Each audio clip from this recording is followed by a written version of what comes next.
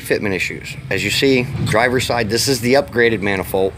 Same procedure for the standard manifolds, and yes, upgraded downpipe. Loosely fit your wastegate clamp to the wastegate, to the dump tube. Then fit the firing ring and your wastegate to the manifold and tighten this up. Just a little bit, not a whole lot yet. Get your turbo and all the bolts. You're going to want housing, metal gasket, shim, metal gasket, and then manifold. Yes, all the bolts for the kit will fit. Once you get everything lined up, your V-band's going to be off back here a little bit. This is why I orientate the clamp like this. Now, tighten this one up snug because you've got everything loosely fitted. As you tighten this one up, it will bring everything into place. Well, it'll bring this flange correctly anyway. Yes, I'm using a little stubby ratchet. Careful not to over tighten these, but this is another reason you want RTV on all your joints, because it helps everything slide around some.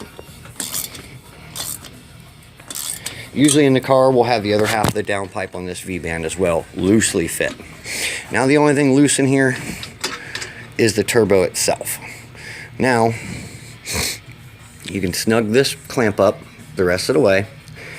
I'm going to have the upgrade clamps when I put this one in there, not these clamps. But as you can see, it clears.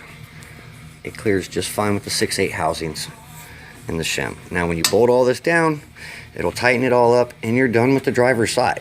That is the whole fitment issue. A lot of people run into issues with this because they haven't really fitted stuff like this before. And this is quite the configuration.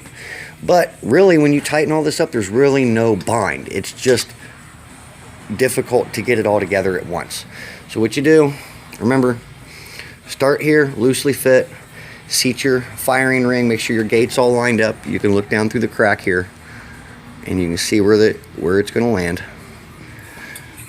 Turbo bolt started just by hand. Yes, that bolt goes in from the other direction. Make sure you got all your gaskets and RTV in place. Then tighten this one up and then tighten your turbo up, and then you can put the turbo housing back in. This is why I say remove the housings.